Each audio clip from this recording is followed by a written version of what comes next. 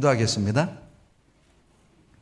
좋으신 우리 아버지 하나님, 주님과 원수되었을 때, 죄인 되었을 때, 우리가 연약할 때 우리를 대신하여 십자가의 고난을 받으시고 흘리신 보혈로 우리의 그 더럽고 많은 죄를 단번에 용서해 주시고 하나님의 자녀 삼아 주신 것 감사드립니다.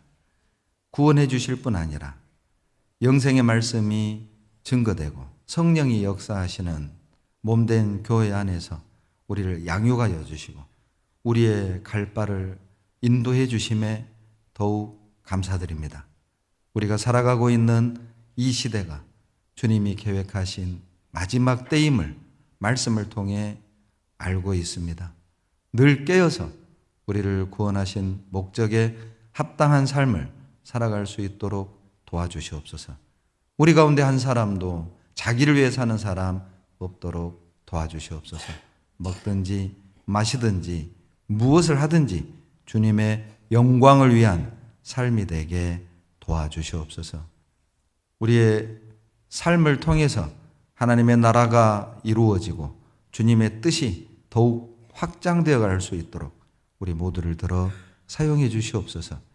주님의 마음을 시원케 할 수 있도록 도와주시고 우리의 생활을 통해서 주변에 많은 잃어진 영혼들이 하나님을 올바로 믿는 믿음이 어떤 것인지 깨달아 알게 하시고 진리 가운데 인도되어질 수 있도록 도와주시옵소서. 오늘 또 교회 안에 여러 가지 행사가 준비되어 있습니다. 아무 사고 없이 우리 모든 주님의 자녀들이 함께 기뻐하고 즐거워하는 시간이 될 수 있도록 도와주시옵소서.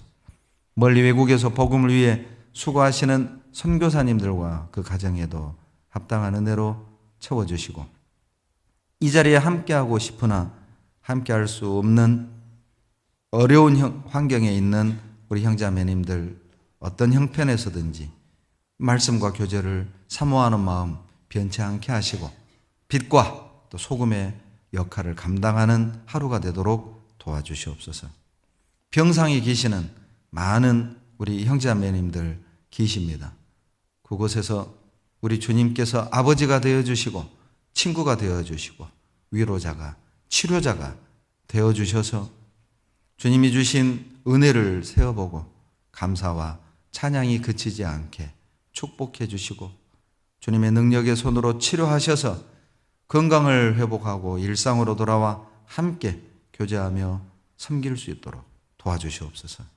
이 시간 성령님 우리 가운데 두루 역사하셔서 사람의 지혜와 생각은 감춰주시고 아버지의 뜻, 아버지의 영광만 나타나게 도와주시옵소서.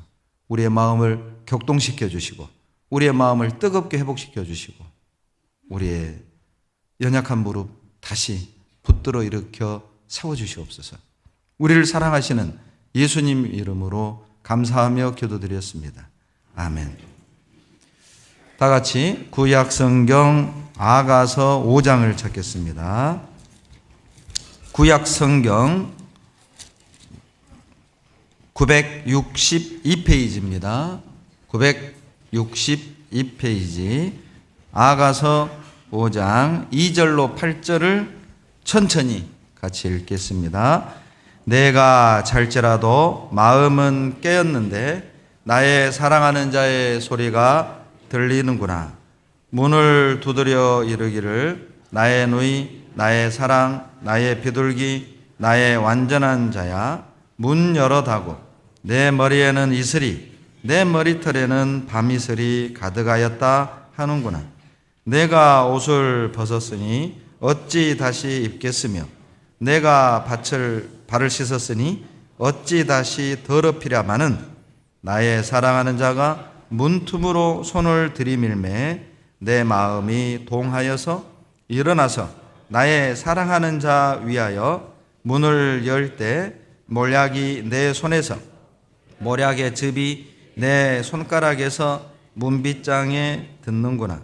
내가 나의 사랑하는 자 위하여 문을 열었으나 그가 벌써 물러갔네. 그가 말할 때에 내 혼이 나갔구나. 내가 그를 찾아도 못 만났고 불러도 응답이 없었구나. 성중에서 행순하는 자들이 나를 만남에 나를 쳐서 상하게 하였고, 성벽을 파수하는 자들이 나의 옷옷을 벗겨 취하였구나. 예루살렘 여자들아, 너희에게 내가 부탁한다. 너희가 나의 사랑하는 자를 만나거든 내가 사랑으로 병이 났다 하려무나. 이 아가서는 솔로몬이 쓴 시가서죠. 솔로몬과 시골뜨기 처녀 슐람미 그 아가씨와 여인과의 사랑 노래를 기록한 것이 아가서입니다. 그러니까 겉으로 보면은 솔로몬 왕과 슐람미 여인의 어떤 육신적인 사랑, 연애 이야기처럼, 러브 스토리처럼 보이지만, 그런데 그러한 책이 성경에 이렇게 포함이 된 것은 이 또한 성령의 감동으로 기록이 됐고, 이 말씀 또한 우리에게 영적인 교훈이 되기 때문입니다. 솔로몬은 예수님을 상징을 하고, 슐람미 여인은 바로 구원받은 주님의 자녀들을 의미하죠. 왕과 시골뜨기 처녀가 사랑을 한다, 결혼을 한다, 있을 수 없는 일이잖아요. 창조주 하나님과 더러운 내가 사랑을 나눈다, 하나님과 영원한 천국에서 함께 산다, 이것도 실은 불가능하고 있을 수 없는 일이죠. 어찌 보면 이 아가서는 성경판 신데렐라 이야기다, 이렇게 말할 수가 있어요. 그 뙤약볕에서 포도원을 가꾸고 농사를 짓는 얼굴이 새카만 이 시골뜨기 아가씨가 솔로몬 왕 눈에 탁 띄어가지고 이제 솔로몬이 보낸 가마를 타고 궁궐로 들어가서 왕비가 되는 내용이 바로 이 아가서거든요. 그와 같이 더러운 우리 죄인들이 주님의 사랑을 힘입어 영원한 천국에 들어가서 주님과 영원한 사랑을 나누게 될 것을 말씀하는 겁니다. 우리 같은 죄인이 구원을 얻고 주님과 사랑을 나누고 영원한 천국에 들어갈 수 있는 것 또한 순전히 하나님의 은혜와 사랑으로 가능하다는 것을 우리에게 말씀하고 있어요. 자, 그런데 그런 러브스토리지만 항상 좋은 내용만 있는 것은 아닙니다. 젊은 청춘 남녀가 사랑을 하다가도 늘 뜨겁게 사랑만 하는 건 아니죠. 헤어졌다가 만났다 하는 경우도 있잖아요. 또 뭐 싸웠다가 사내 안 사내 했다가 또 다시 만나는 경우도 있지요. 솔로몬과 슐람미 여인도 그러했습니다. 늘 사이가 좋았던 것만은 아니에요. 주님과 우리와의 관계도 그와 같습니다. 늘 우리 신앙이 좋은 것만은 아니죠. 우리도 주님의 사랑을 정말 뜨겁게 느낄 때도 있고, 내가 주님을 향한 뜨거움을 가질 때도 있지만, 때로는 주님이 저 멀리 계신 것처럼 느끼고 주님과 교제가 완전히 끊어진 것처럼 그렇게 느껴질 때도 있고, 내가 괜히 구원받았네, 그런 마음이 들 때도 우리에게 있죠.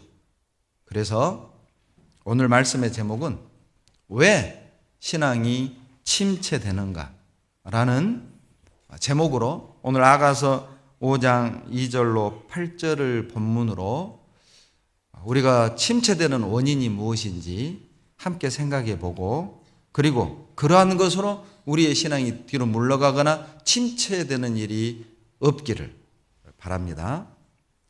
아가서에 보면 이 솔로몬과 슐람미 여인이 두 번 헤어지는 내용이 나와요. 두 번 신랑과 신부가, 솔로몬과 슐람미 여인의 사랑 관계가 딱 단절됩니다. 방금 우리가 본문으로 읽은 5장 내용은 두 번째 신랑과의 교제가 단절되는 장면이에요. 첫 번째 장면은 3장에 보시면 3장 1절에 내가 밤에 침상에서 마음에 사랑하는 자를 찾았구나. 찾아도 발견치 못하였구나. 사랑하는 사람을 찾았는데 찾을 수가 없는 거예요. 떠나버린 거거든요. 신랑과 슐람미 여인과 그리고 솔로몬 왕이 단절된 겁니다. 일시적으로 사랑이 끊어진 겁니다. 다시 끊어졌던 그 사랑이 회복이 돼서 또 잘 사랑을 나누고 살다가 이제 두 번째 아가서 5장 6절에 보면 내가 나의 사랑하는 자 위하여 문을 열었으나 그가 벌써 물러갔네. 그가 말할 때에 내 혼이 나갔구나. 내가 그를 찾아도 못 만났고 불러도 응답이 없었구나. 우리도 그런 경우 있잖아요. 기도해도 응답이 없는 것 같고, 기도해도 하나님이 저 멀리 계신 것 같고, 마치 나 혼자인 것 같고, 버려진 것 같고, 우리가 그런 어떤 신앙의 위기를 우리도 경험하게 되는데, 원인이 뭘까? 슐라미 여인과 솔로몬과의 이 러브 스토리를 통해서 우리가 주님과의 사랑을 어떻게 지켜갈 것인지, 위기가 올 때 우리는 그 위기를 어떻게 극복해 나가야 되는지, 침체된 신앙을 어떻게 우리는 다시 회복시킬 수 있는지, 그것을 교훈해 주고 계셔요. 그래서 실은 오늘 그 내용을 다 말할 수 없어서 오늘은 왜 우리의 신앙은 침체되는지 그 원인만을 좀 살펴보고, 그러면 이제 어떻게 우리의 침체된 신앙은 회복시킬 수 있는지 구체적인 방법은 다음번에 함께 생각해 보도록 하겠습니다. 아가서 5장 2절 다시 한번 같이 읽겠습니다. 내가 잘지라도 마음은 깨었는데 나의 사랑하는 자의 소리가 들리는구나. 문을 두드려 이르기를 나의 노이, 나의 사랑, 나의 비둘기, 나의 완전한 자야. 문 열어다고. 내 머리에는 이슬이, 내 머리털에는 밤이슬이 가득하였다 하는구나. 자, 언제 신랑이 신부를 찾아왔습니까? 2절 보세요. 언제 찾아왔죠? 잠잘 때입니다. 이것도 실은 우리에게 주는 교훈이 큽니다. 언제 신랑 대신 우리 주님이 우리를 다시 찾아오실까요? 잠잘 때라는 말은 생각지 않은 때 주님이 오신다는 거예요. 2절을 보시면 신부가 처음부터 잠을 자고 있지는 않았을 거란 말이죠. 신랑이 온다는 기별이 왔고 분명히 신랑을 기다렸을 겁니다. 기다렸는데 신랑이 오질 않는 겁니다. 10시가 넘고 11시가 넘고 자정이 넘고 안 올란가 보다. 그리고 이제 이 신부가 잠이 드는 거예요. 막 잠이 들려는데 이제 비몽사몽 중에 있는데 문 두드리는 소리가 나는 거예요. 나의 노이, 나의 사랑, 나의 신부야. 문 열어다고. 근데 아마 정말 이 잠을 이기기가 어려웠나 봐요. 그 얘기가 들리면 벌떡 일어나가서 문을 열어야 하잖아요. 그런데 이 신부는 3절에 나 옷 벗었다. 나 발 씻고 잠자리에 누웠다. 그러니 나 못 나간다. 전혀 예상 밖의 대답을 해버린 거예요. 여러분, 주님은 잠잘 때 옵니다. 생각지 않은 때에 주님이 오셔요. 그렇다고 주님 빨리 오시게 하려고 오늘 잠자지는 마시고요. 생각지 않은 때 주님이 오신다는 거예요. 여러분, 우리 그런 경우 있죠. 추운 겨울에 버스를 기다리는데 눈발 날리고 찬바람은 부는데 기다려도 안 와요. 10분 기다렸어요. 안 와요. 5분만 더 기다리자. 15분 기다렸어요. 안 와요. 이제 15분이 아까워. 5분만 더 기다리자. 기다린 김에 20분 기다렸어요. 안 와요. 20분이 아까워. 10분만 기다려도 안 오면 택시 타고 간다. 10분 기다렸는데 안 와요. 안 올란가 보다. 택시를 잡아서 딱 탔는데 꼭 그때 오죠. 그것도 내릴 수도 없잖아요. 그때 정말 성질나죠. 조금만 더 기다릴까. 그걸 이제 머피의 법칙이라고 그래요. 세상에서는. 묘하게 그런 경우들을 우리들이 경험하게 되죠. 마태복음 24장 44절을 찾겠습니다. 이 시를 깨놓으시고요. 본문에는 시를 깨놓으시고 마태복음 24장 44절 같이 읽겠습니다. 이러므로 너희도 예비하고 있으라. 생각지 않은 때에 인자가 오리라. 자, 여러분, 주님이 언제 오시는지 여기 써놨죠? 언제 오신다고요? 생각지 않은 때입니다. 그러니까 생각지 않은 때는 두 가지 의미가 있다고 봅니다. 주님의 재림을 기다리지 않고 그냥 사는 거예요. 그게 이제 생각이 없는 거죠. 생각 없이 살 때 이런 의미도 있겠고, 그리고요 또 하나의 생각지 않은 때의 의미는 아직 멀었다고 생각했을 때, 주님이 오시려면 아직 멀었어. 뭐 징조 이것저것 봐도 뭐 아직 때가 좀 남은 것 같아. 아직 주님이 오시려면 시간이 좀 남은 것 같아. 여러분, 그때 인자가 오신다는 거예요. 그래서 50절에 보면 날짜가 나옵니다. 여러분, 오늘 정말 잘 오셨어요. 주님 재림 날짜가 성경에 나와요. 그리고 시간이 기록되어 있어요. 오늘 잘 오셨어요. 성경 보세요. 25장 10절에 나옵니다. 25장 10절 두근거리시죠? 다 같이 읽겠습니다. 저희가 사러 간, 죄송합니다. 24장 50절입니다. 제가 두근거리네요 지금. 자, 24장 50절 같이 읽겠습니다. 생각지 않은 날, 알지 못하는 시간에 그 종의 주인이 이르러. 여기 나오죠. 날짜하고 시간 나오잖아요. 주님 재림의 날 언제? 생각지 않은 날, 시간은 알지 못하는 시간 나왔잖아요. 그때 오셔요. 알지 못하는 날, 생각지 않은 날, 알지 못하는 시간에. 그래서 과거 그리스도인들은 이렇게 티에다 이렇게 써붙이고 다녔대요. Perhaps today. 혹시 오늘. 여러분, 혹시 오늘일 수 있어요. 생각지 않은 날, 알지 못하는 시간에 주님이 오신다는 겁니다. 그러니까 여러분, 혹시라도 지금 생각 없이 살고 있다면 주님 재림의 때가 가까운 거예요. 혹시라도 생각 없이 살고 있다면 아마 그분은 곧 주님을 만나게 될 겁니다. 여러분, 재림의 의미를요, 주님이 와서 만나는 것만 생각하지 말아요. 내가 가서 만날 수도 있잖아요. 그러죠? 내가 가서 만나면 다시 만나는 거잖아요. 주님이 꼭 와서 만나는 것만 생각하지 마세요. 내가 가서 주님을 만날 수도 있습니다. 25장 10절 보시죠. 25장 10절 같이 읽겠습니다. 저희가 사러 간 동안에 신랑이 오므로 예비하였던 자들은 함께 혼인잔치에 들어가고 문은 닫힌지라. 자, 주님이 언제 오십니까?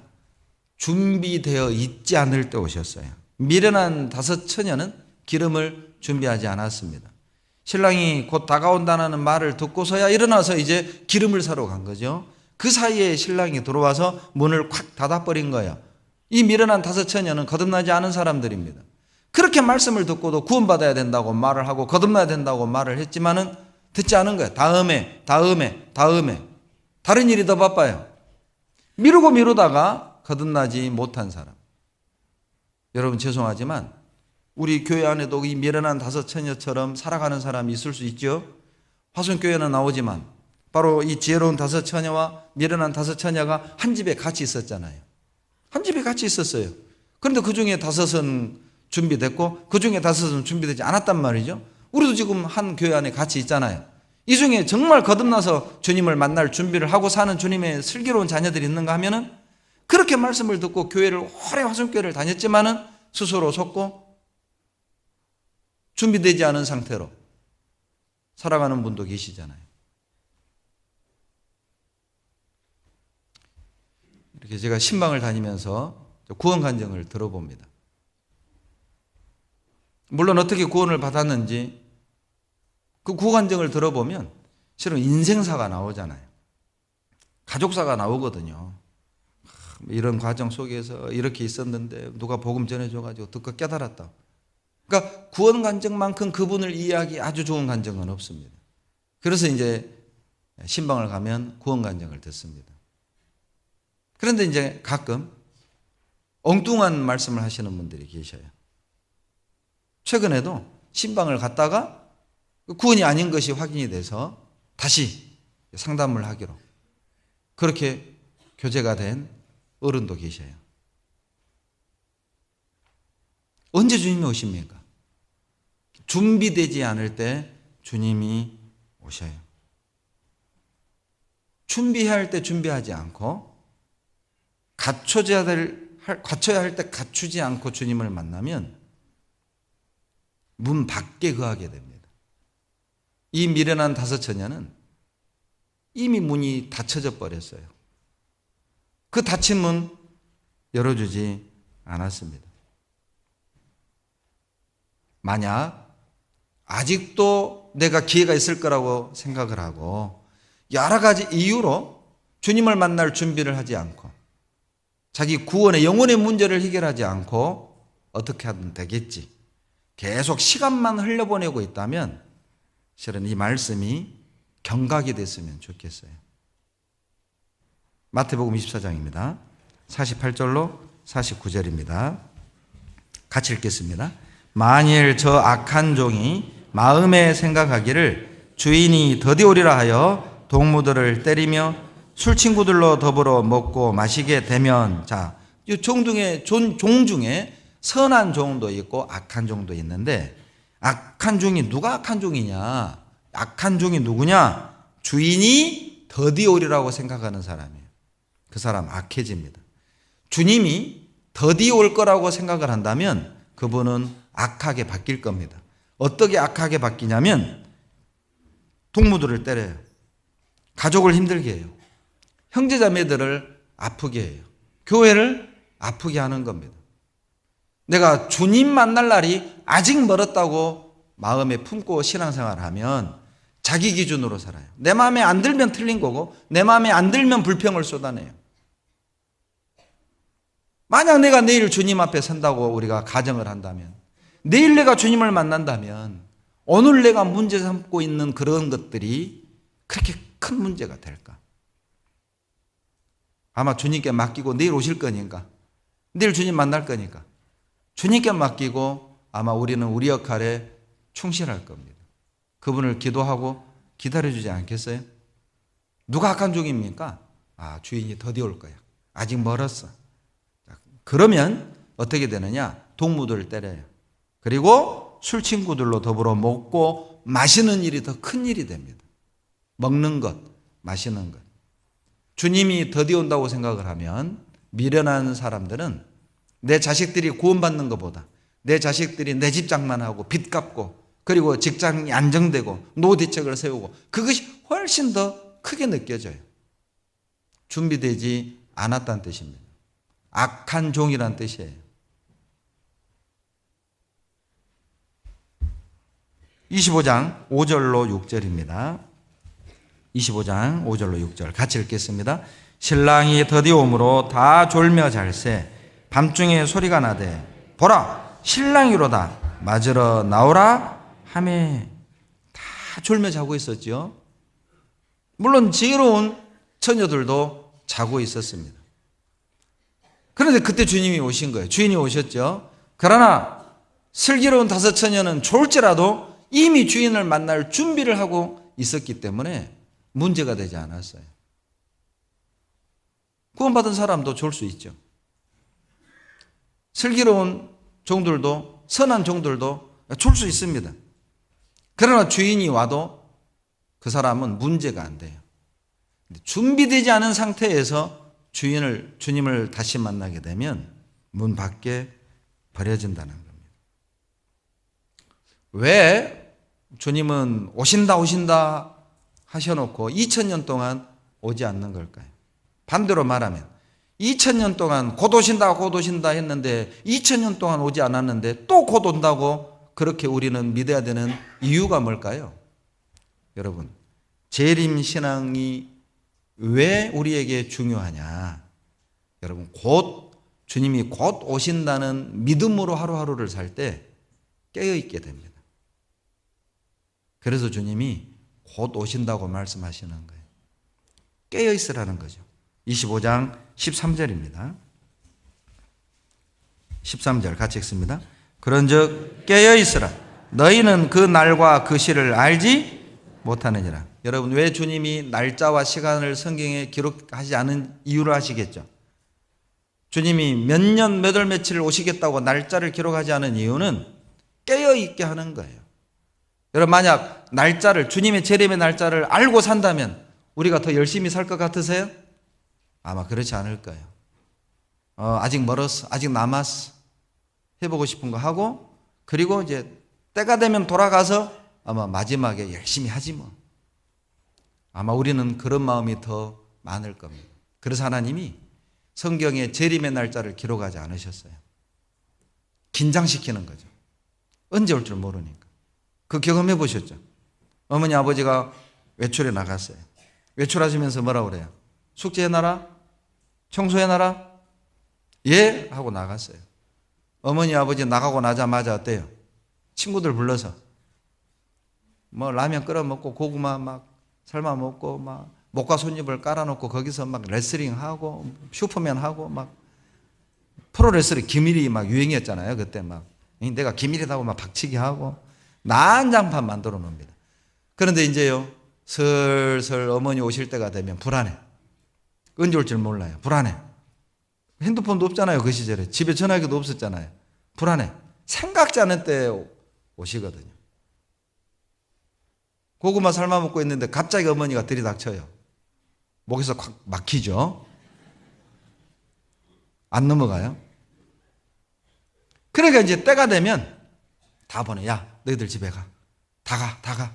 그리고 이제 막 이불 다 개놓고 청소 다 해놓고 설거지 해놓고 그리고 이제 구들장에 배 깔고 이제 막 숙제하는 거예요. 이제. 예? 땀 뻘뻘 흘리고 이제 얼마나 놀았든지 땀이 나. 숙제. 근데 어머니가 와가지고 땀 흘리고 공부하는 형기 보고 오면 내 새끼. 오면 이렇게 열심히 했냐. 오면 내 새끼. 예. 돌아올 때를 모르면 긴장하게 돼 있어요. 놀아도 노는 게 아니에요. 돌아올 때가 되면 놀아도 재밌지가 않아요. 놀면서 두렵죠. 이러면 안 되는데. 엄마 올 때 됐는데. 엄마 맞을 준비해야 되는데. 주님이 날짜를 기록하지 않은 이유입니다. 그리고 우리가 주님이 곧 재림하신다는 재림신앙을 가져야 되는 이유이기도 합니다. 아가서 5장 2절로 돌아가 보시죠. 어떤 분들은 주님 곧 오신다 막 겁준다 겁줘서 믿게 한다 그런 오해를 하는 분들이 계시죠. 그렇지가 않아요. 깨어있게 합니다. 주님의 재림을 믿는 사람들은 훨씬 더 가정주부는 가정생활에 학생은 학업에 그리고 직장인은 직장생활에 더 충실할 수밖에 없어요. 왜냐? 마태복음에 밭을 갈다가 매를 갈다가 밭에서 일하다가 잠을 자다가 주님을 만났다고 되어 있거든요. 자기에게 주어진 역할을 충실히 하다가 주님을 만나게 되는 거예요. 주님의 재림이 임박함을 볼수록 주님의 자녀들은 자기 역할에 자기 위치에서 최선을 다해 사는 겁니다. 그것이 재림 신학의 유익이에요. 아가서 5장 2절입니다. 내가 잘지라도 마음은 깨었는데 나의 사랑하는 자의 소리가 들리는구나. 문을 두드려 이르기를 나의 누이 나의 사랑 나의 비둘기 나의 완전한 자야. 문 열어다고 주님이 문을 두드리시죠. 지금도 주님이 각 사람의 마음을 두드리고 계시잖아요. 구원받지 않은 사람들의 마음을 두드려서 문 열어다오. 나를 받아다오. 구원받은 주님의 자녀들의 문도 두드리시잖아요. 이제 마음을 열고 하나가 되자. 용서의 문, 하나됨의 문, 전도의 문 두드리고 계시잖아요. 골로새서 4장 3절에 보면 또한 우리를 위하여 기도하되 하나님이 전도하는 문을 우리에게 열어주사 그리스도의 비밀을 말하게 하시기를 구하라. 전도의 문을 열어주사 그리스도의 비밀을 말하게 해달라고 너희들 기도해달라. 골로새 교회에 부탁을 하는 거예요. 로마 감옥에 갇힌 사도 바울이 편지를 써서 골로새 성도들에게 나를 위해 기도 좀 해주라. 전도의 문을 열어가지고 그리스도의 비밀을 담대하게 말하게 해달라고 기도해달라. 여러분, 전도의 문을 여는 열쇠가 뭡니까? 기도예요. 기도. 기도는 전도의 문을 열어요. 그래서 우리가 카톡이든 밴드든 기도 부탁을 올리는 겁니다. 그래서 우리가 구역 모임 때, 조모임 때 눈물로 가족의 기도 부탁을 올리는 거예요. 그런데 이제 처음 그런 광경을 보는 분들은 이상하죠. 아니 왜 개인사를 저렇게 남들 앞에서 저렇게 얘기를 해요? 왜 간증할 때마다 저렇게 질질 짜? 이렇게 오해를 하는 거예요. 왜? 이런 배경을 모르니까. 단순한 기도 부탁이 아닙니다. 여러분, 기도는요, 우리 형제자매들이 기도해 주시잖아요. 전도의 문이 열린다니까요. 우리가 정말 기도하잖아요. 상담받는 사람들의 마음이 열린다니까요. 우리가 정말 같은 마음으로 기도해 주잖아요. 전도 집회 때 듣는 이들의 마음이 열려요. 실제 열린다고. 그러니까 진짜 간절히 기도해 주셔야 됩니다. 소식지에 올라오는 형제자매들의 어떤 건강을 위한 기도 부탁, 또 구역 모임에서, 또 회별 모임에서, 또 봉사부서에서 형제자매들이 하는 그 기도 부탁, 여러분은 어떻게 들을지 모르지만 그 자리에서라도 여러분 정말 기도해 주셔야 됩니다. 그 기도가 문을 딱 열게 하는 거예요. 누가복음 24장 45절에 보면 예수님이, 부활하신 예수님이 엠마오로 내려가는 두 제자와 동행을 합니다. 그런데 그 두 제자가 예수님을 알아보지 못해요. 그때 주님이 누가복음 24장 45절 말씀에 마음을 열어, 저희의 마음을 열어 성경을 깨닫게 하시고, 누가복음 24장 45절 말씀에 마음의 문을 열어주셔요. 마음의 문을 열고 주님의 말씀을 들으니까 깨달은 거예요. 그리고 주님인 줄 알아봤잖아요. 주님이셨구나. 여러분, 실제 그럴 수 있지 않을까요? 우리도 일상 속에서 주님을 만났는데 주님을 못 알아보는 거예요. 주님이 말씀하시는데 주님의 말씀을 이해하지 못하는 거예요. 왜? 마음의 문을 닫고 들으니까.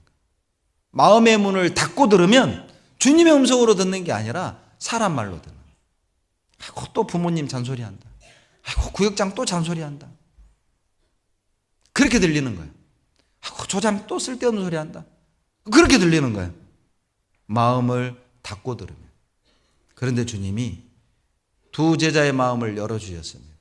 마음을 열고 들으니까 주님의 말씀이라는 걸 알았고 주님을 알아봤잖아요.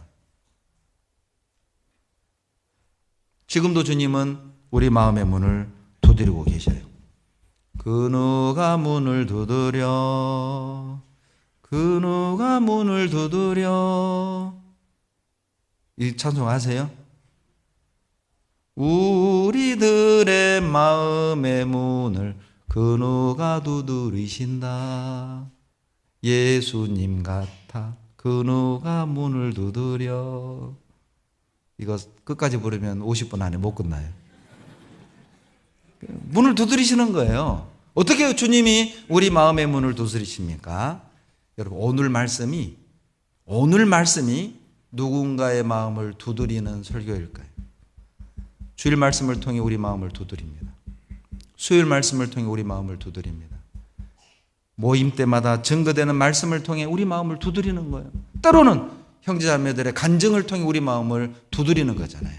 때로는 뉴스를 통해서 하나님이 우리 마음의 문을 두드리셔요. 때로는 신문을 통해서 우리 마음의 문을 두드리신다니까요. 때로는 질병을 통해서 우리 마음을 두드리시고, 때로는 실패와 상처를 통해서 하나님이 우리 마음을 두드리시는 거예요. 우리가 일상생활 속에서 경험하는 그 모든 것들이 하나님의 내 마음을 두드리는 것일 수 있지 않겠어요? 근데 모르는 거예요. 우연히 사고가 났고, 우연히 아팠고, 우연히 집안일이 되는 게 없고, 그냥 우연히. 여러분, 주님이 내 마음을 두드리는 건 아닐까요? 형제자매들의 간증을 통해서, 오늘 말씀을 통해서, 때로는 질병을 통해서, 자식을 통해서, 부모를 통해서, 형제자매를 통해서 내 마음을 두드리는 건 아닐까? 이사야 38장 17절에 보옵소서, 내게 큰 고통을 더하신 것은 내게 평안을 주려 하심이라. 주께서 나의 영혼을 사랑하사 멸망의 구덩이에서 건지셨고 나의 모든 죄는 주의 등 뒤에 던지셨나이다. 왜 하나님이 우리에게 큰 고통을 허락하시는 걸까요? 우리에게 그 절망, 그 아픔이 있을 거라 하시면 막아줄 수 있고 피해가게 할 수 있잖아요. 그렇게 하지 않은 이유가 무엇입니까? 오히려 그 큰 고통이 나에게 유익이 되기 때문이에요. 그 고통을 받아야 주님의 음성을 제대로 듣는 겁니다. 아파야 주님의 마음을 느끼는 거예요. 주님이 나를 이렇게 사랑하셨구나. 주님이 내 모든 죄를 주의 등 뒤에 던졌구나. 그 말씀이 그때 들려요. 고통을 당해야 그 말씀이 들려요. 아파야 그 말씀이 들려요. 힘들어야 그 말씀이 들려요. 그래서 우리에게 그 상처를, 그 아픔을, 그 고통을 주신 건 아닐까. 그렇다면 그 고통이, 그 아픔이, 그 상처가 내 마음의 문을 두드리는 하나님의 노크가 아닐까요? 힘들다라고만 생각하지 말고, 피하고 싶다라고만 생각하지 말고, 아, 그래, 주님이 이런 아픔을 통해 나를 두드리시는구나. 주님의 음성에 귀를 기울여야 되겠다. 주님이 내 마음 안에 들어오도록 마음을 열어드려야 되겠다. 요한계시록 3장 20절에 볼지어다 내가 문 밖에 서서 두드리노니 누구든지 내 음성을 듣고 문을 열면 내가 그에게로 들어가 그로 더불어 먹으리라. 우리 마음의 문을 밖에서 주님이 두드리셔요. 여러분, 하나님이 발람 선지자에게 이스라엘 백성을 저주하지 말라고 그랬잖아요. 뇌부를 받은 발람 선지자가 연거푸 3번을 물어봅니다. 그러니까 가라, 갈 테면 가봐, 그 말이잖아요. 당나귀를 타고 갑니다. 그런데 당나귀 눈에는 저 앞에 어때요? 발람 선지자를 쳐 죽이려고 기다리는 천사가 보였습니다. 세상에 당나귀 눈에는 보였는데 선지자 눈에는 안 보였어요. 그러니까 이 당나귀가 자기가 평생을 태우고 모셨던 그 선지자를 살리려고 담벼락에다 비비는 거예요, 다리를. 생각해 보세요. 나귀를 타고 가는데 이 나귀가 담벼락에다가 비비니 이 발람 선지자의 발이 어떻게 되겠어요? 까지는 거예요. 아픈 거예요. 그러니까 막 때리잖아요. 이놈이 왜 이래? 때려. 매를 맞던 당나귀가 입이 열리죠? 왜 때려? 그러잖아요. 세상에 당나귀하고 말씨름했어요. 짐승하고 말씨름했어요. 발람이. 여러분, 우연이 아니었죠. 어찌 보면 나귀는 그때 당시 교통수단이니까 자동차겠죠. 그런데 비볐어요. 교통사고 난 거잖아요. 뭔 말인지 몰라요? 우리식으로 말하면 차 타고 가다가 사고 난 거예요. 사고 난 거예요. 왜? 더 큰 사고 막으려고. 그것이 하나님이 나를 두드리는 건 아니겠냐 이 말이야. 나를 부르는 소리는 아니겠냐 이 말이에요. 요나는요, 배 타고 가는데 대풍이 일었잖아요. 하나님 막는 거였습니다. 니느웨로 가라는데 다시스로 도망가니까 못 가게 태풍을 줬어요. 그런데도 요나는 돌이키지 않았습니다. 바다에 던졌죠. 물고기 뱃속에 들어갔어요. 어쩔 수 없이 물고기가 니느웨 앞으로 토해낸 겁니다. 그러니까 막 성의 없이 전도를 했어요. 야, 너희들, 하나님이 너희들 심판한다고 그랬어. 그리고 이제 높은 곳에 앉아가지고 어떻게 망하나 보자. 망하는 거 보려고 높은 곳에 앉았어요. 햇볕이 너무 강했습니다. 박을 심었습니다. 박농쿨이 났어요. 그늘이 있었습니다. 너무 좋았어요. 그늘에 앉으니까. 그런데 하나님이 벌레를 보내가지고 물어 죽였어요. 그늘이 없어졌습니다. 뜨거운 바람이 불었습니다.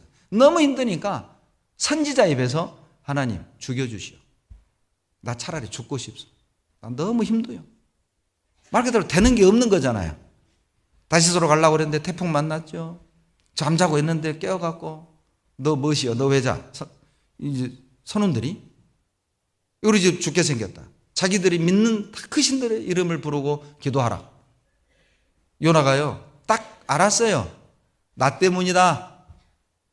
내가 믿는 창조주께서 내가 불순종해서 지금 이 태풍을 주신 거다. 나를 던져라. 대단하죠. 아니 그 자리에서 하나님 잘못했습니다. 나 돌아갈랍니다. 이래야 정상이잖아요.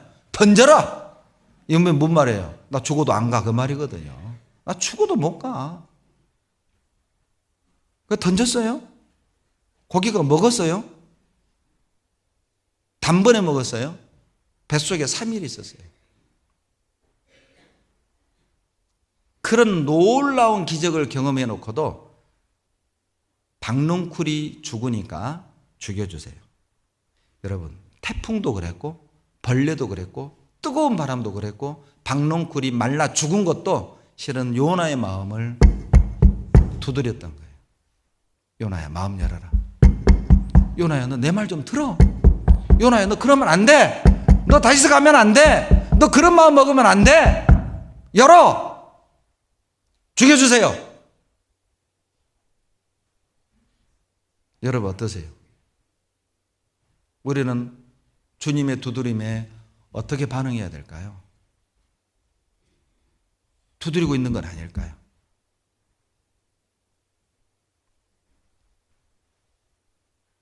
사무엘하 7장 14절에 저가 만일 죄를 범하면 사람 막대기와 인생 채찍으로 징계하리니.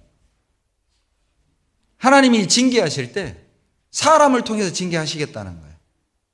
때로는 자식을 통해서, 때로는 부모를 통해서, 때로는 아내를 통해서, 남편을 통해서, 형제자매를 통해서.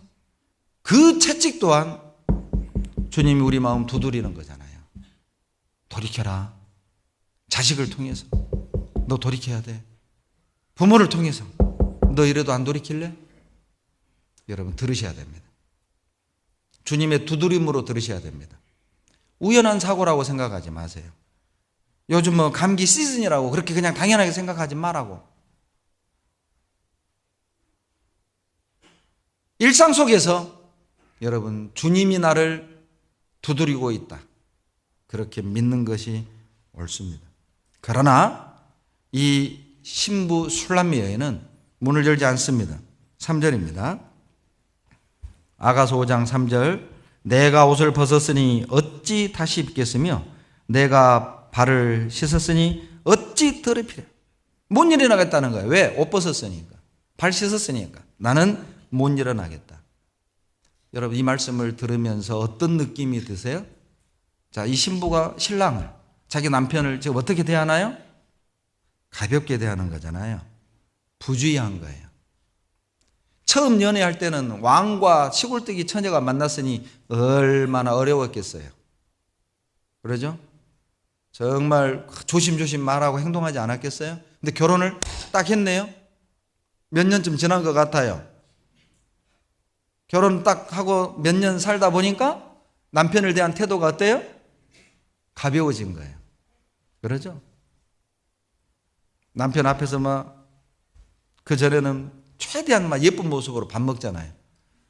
그러죠? 밥을 먹을 때 씹을 때도 최대한 이가 안 보이고 속이 안 보이게 소리가 안 나게 오물오물 씹어요.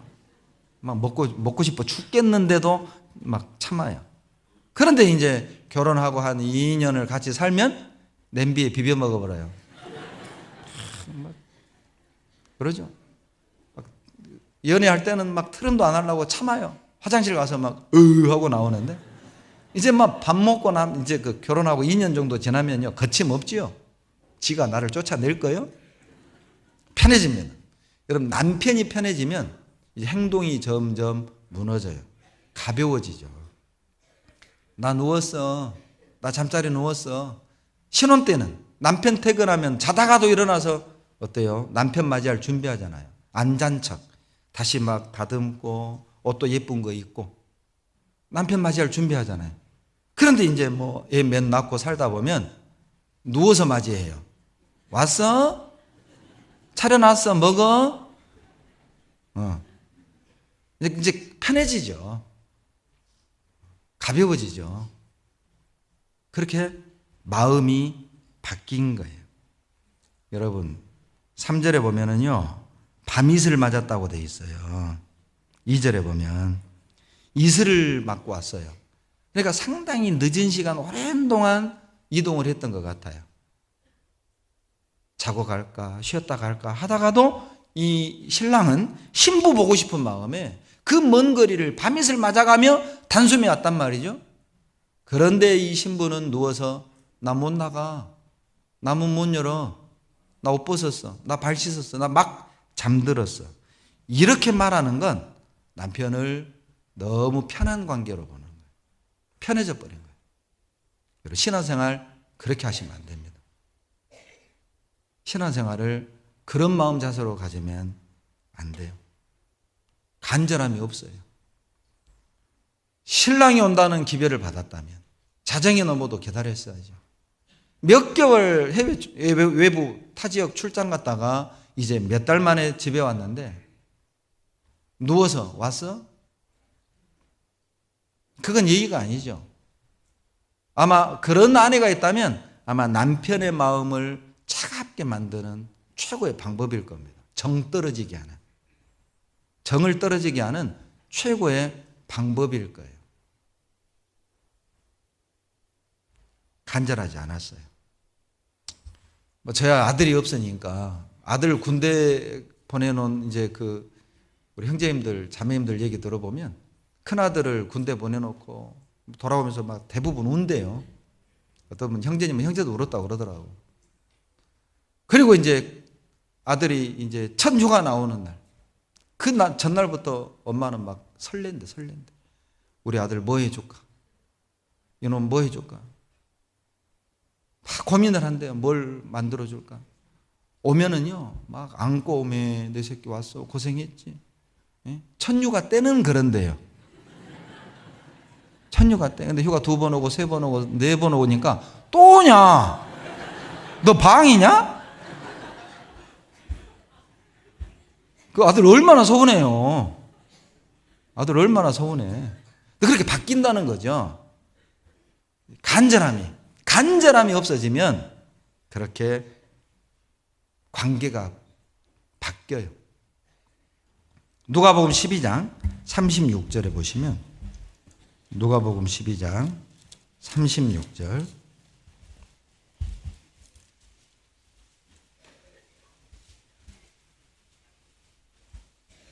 같이 읽겠습니다. 너희는 마치 그 주인이 혼인집에서 돌아와 문을 두드리면 곧 열어주려고 기다리는 사람과 같이 되라. 이런 마음 자세, 늘 스탠바이, 대기 중, 5분 대기 중. 언제 주님 오실지 모르니까, 언제 내 남편 오실지 모르니까 문만 두드리면 딱 열어주는 그런 상태. 그때 그 남편이 얼마나 그 피곤이 착 사라지지 않겠어요? 새벽에 왔는데 잠 안 자고 자다가도 벌떡 일어나가지고 오셨어요? 고생했어요? 그 한마디 해줄 때 그 남편의 피곤이 그냥 쫙 사라지지 않겠냐. 그 마음에서 내가 이러니 산다. 그런 마음 생기지 않겠어요? 간절히 기다리는 사람은 지나가는 사람도 가볍게 보이잖아요. 아들의 휴가를 간절히 기다리는 엄마는 군복 입고 지나가는 청년만 봐도 내 새끼인가? 눈이 그냥 확 가요. 눈이 가. 자식을 간절히 기다리는 엄마는 군복 입고 지나가는 모든 청년이 내 아들로 보여요. 내 아들로 보여요. 간절하면 유심히 봅니다. 그냥 흐트러 안 봐요. 가볍게 안 봐. 간절함이 없으면 그냥 흘려보내. 주님이 문을 두드리는데도 못 알아봐. 못 들어요. 내 일이 더 바빠. 내 생활이 더 중요해. 간절함이 없습니다. 여러분, 은혜 찬송가 144장에 보면 이런 찬송이 있죠? 낮에나 밤에나 눈물 머금고 내 주님 오시기만 고대합니다. 가실 때 다시 오마 하신 예수님, 오 주여 언제나 오시렵니까? 먼 하늘 이상한 구름만 떠도 행여나 내 주님 오시는가 해. 머리 들고 멀리 멀리 바라보는 맘, 오 주여 언제나 오시렵니까? 여러분, 어떤 마음이 느껴지세요? 오든지 말든지예요? 아니죠. 그 마음이 느껴지잖아요. 얼마나 간절히 기다리면 이상한 구름만 떠도 주님 오실란가? 그 마음, 우리 그 마음으로 산다면 우리 삶이 변화되지 않을까요? 우리 삶이 행복하지 않을까요? 이 신부는 간절함이 없었습니다. 나 누웠어요. 나 잠들었어요. 그 결과 신랑은 돌아서 가버렸어요. 귀찮아진 겁니다. 마음이 변한 겁니다. 그러니까 귀찮아진 거예요. 사랑이 식어지고 마음이 변하니까 반갑지가 않는 거예요. 아이고, 올라면 좀 낮에 오지. 밤에 오냐? 그것도 잠잘 시간에 오냐? 예의가 아니지. 이런 말만 하는 거예요. 왜? 간절함이 없으니까. 마음이 변하니까. 요한계시록 2장 4절에 에베소 교회를 향해 책망하셨죠? 내가 너를 책망할 것이 있나니 너의 처음 사랑을 버렸느니라. 처음 구원받을 때 그 마음이 아니에요. 처음 주님을 사랑할 때 그 마음이 아니에요. 그 마음이 아니야. 여러분 어떠세요? 그 마음이세요? 처음 그 마음이세요? 처음처럼. 예? 처음처럼. 머리에 딴 거 생각하지 말아요. 처음처럼. 변하면 안 됩니다. 에베소서 6장 24절에 우리 주 예수 그리스도를 변함없이 사랑하는 모든 자에게 은혜가 있을지어다. 변하면 안 되는 게 있습니다. 사랑입니다. 변하면 안 되는 게 있습니다. 마음입니다. 변하면 안 되는 게 있어요. 음식이죠. 네. 그 음식도 변하면 안 되지만 여러분 지금 막 더운 날씨에 지금 밥, 국 해온 거 상할까 봐 지금 거기 국통에 밥 마음 가 있으면 안 됩니다. 그러면 안 되는 거예요. 이렇게 변하면 안 돼요. 사랑은 변하면 안 돼요.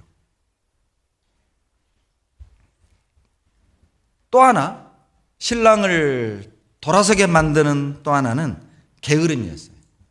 이 신부의 게으름이 신랑을 돌아서게 만든 거예요. 나 누웠어. 나 옷 벗었어. 나 발 씻었어. 나 못 일어나. 신랑은 돌아갔습니다. 여러분, 게으름이 우리의 신앙을 무너뜨려요. 게으름이 무너뜨려요. 전도서 한번 보시죠. 10장 18절입니다. 아가서 앞에 있죠. 전도서 10장 18절 다 같이 읽겠습니다. 게으른즉 석가래가 퇴락하고 손이 부러진즉 집이 새느니라. 석가래가 무너지면 지붕이 무너지고 안에 있는 사람은 죽는 겁니다. 게으름이 뭐예요? 진짜 중요한 것들을 잃어버리게 만드는 거예요. 게으름은 우리의 믿음을 무너지게 만들고, 게으름은 부부 사이의 관계를 무너지게 만들고, 게으름은 우리 신앙을 잡아뜨리는 거예요. 석가래가 퇴락하고 무너지는 일. 무너뜨려요. 우리의 기쁨을 무너뜨리고, 우리의 열심을 무너뜨리고, 우리의 소망을 무너뜨리고, 게으름이 우리를 침체로 접어들게 만듭니다. 그러면서도 게으른 사람은 아무 문제 없다고 생각을 하는 거예요. 잠언 26장 16절입니다. 잠언 26장 16절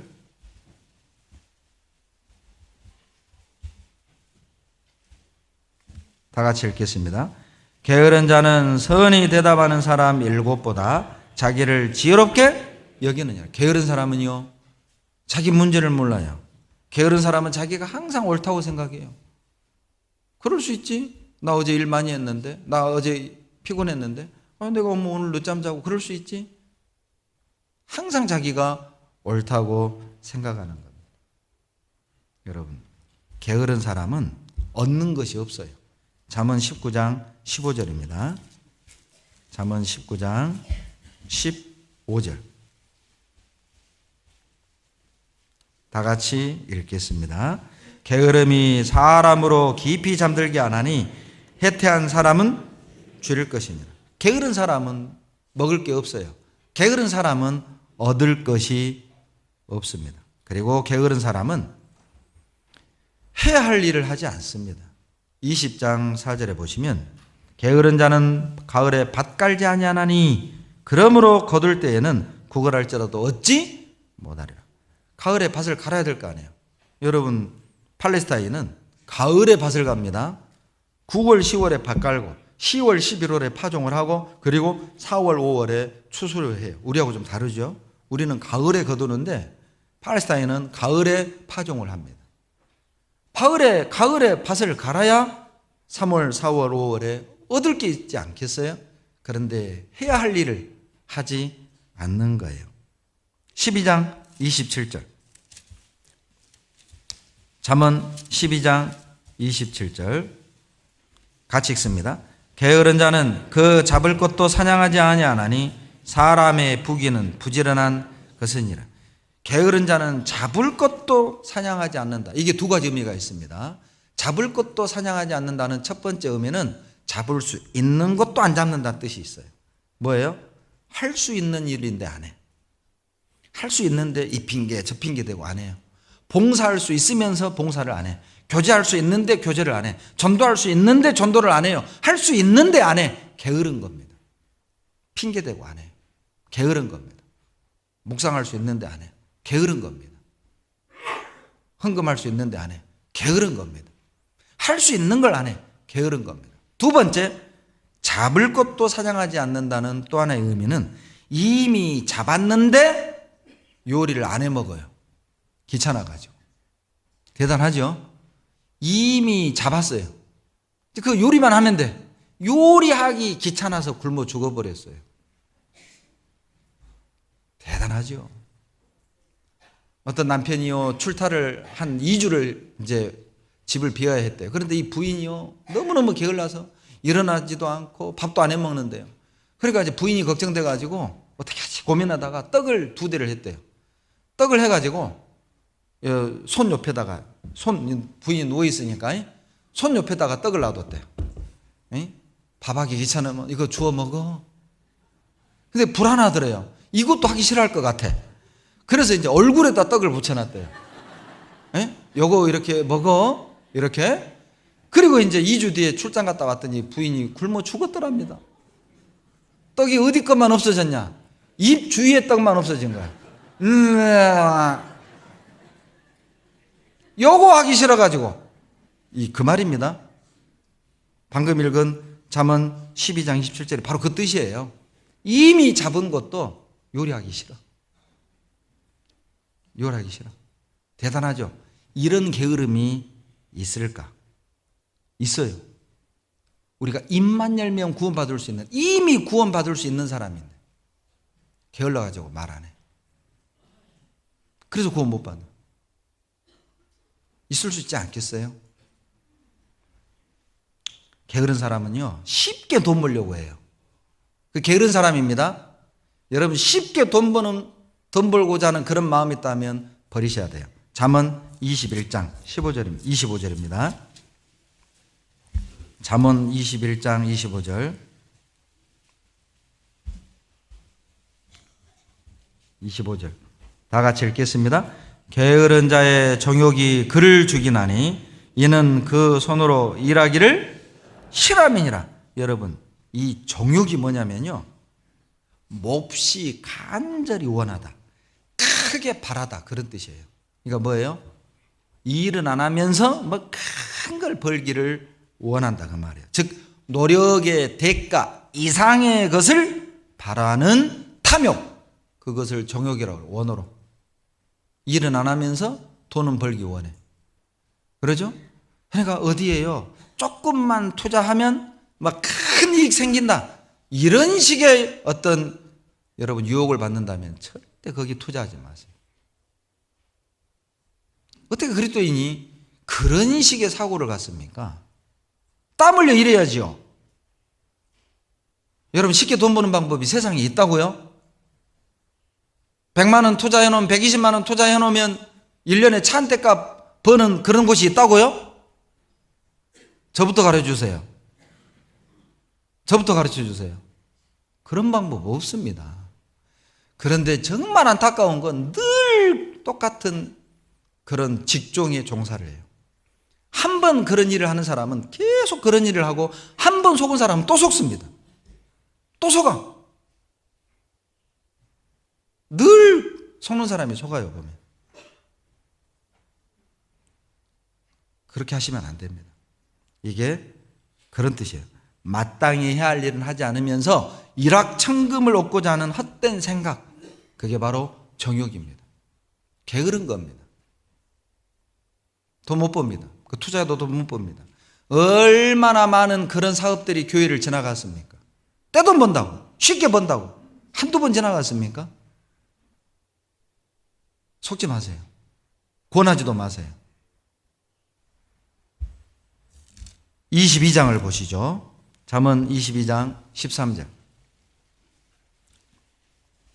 다 같이 읽겠습니다. 게으른 자는 말하기를 사자가 밖에 있은즉 내가 나가면 거리에 찢기겠다 하느니라. 게으른 사람은 핑계가 많습니다. 여러분 물어봅시다. 사자가 동물원에 있어요? 길에 있어요? 사자가 숲에 있어요? 길에 있어요? 길에 있으니까 못 가겠다는 거예요. 핑계 대는 거죠. 이래서 안 되고 저래서 안 되고, 봉사 좀 합시다. 저는 이래서 안 되고 저래서 안 되고, 집에서 구역 모임 좀 합시다. 저는 이래서 안 되고 저래서 안 되고, 조모임 좀 합시다. 이래서 안 되고 저래서 안 되고, 좀 봉사에 좀 회별 모임, 어머니의 청년회 좀 나오십시오. 저는 이래서 안 되고 저래서 안 되고. 물론 모두가 핑계라는 건 아니지만 혹 나는 핑계에 능하지 않은가, 그것이 우리의 신앙을 침체시킨다. 제가 지금 4가지가 더 있는데 50분까지 하겠다고 약속했기 때문에 여기서 끝낼랍니다. 이렇게 얼굴이 밝아질 줄 몰랐어요. 기도하겠습니다. 사랑이 많으신 우리 아버지, 감사와 찬양과 영광을 우리 아버지 하나님께 돌립니다. 언제 오실지 우리가 알지 못하나 늘 깨어 주님을 맞이할 준비를 하게 도와주시고, 신앙생활을 하는 가운데 혹 교회를 대하는 우리의 마음이 너무 가벼워지지 않게, 성도를 대하는 우리의 마음이 너무 가벼워지지 않게, 주님을 대하는 우리의 마음이 너무 편해지지 않게 하나님 일깨워 주시옵소서. 지금 이 순간도 말씀을 통해서, 때로는 질병을 통해서, 사고를 통해서, 실패와 사람을 통한 상처를 통해서 하나님이 우리의 마음을 두드리고 있음을 기억하고 그 주님의 음성에 귀를 기울이고 마음을 열어 돌이킬 수 있도록 도와주시옵소서. 게을러서 하나님이 주시는 은혜를 흘려보내지 않게, 게을러서 우리가 해야 할 일을 하지 않아서 주님의 뜻이 어그러지는 일이 없도록 하나님 도와주시옵소서. 오늘 있을 모든 일정 속에 하나님 함께 해 주시옵소서. 예수님 이름으로 감사하며 기도드렸습니다. 아멘.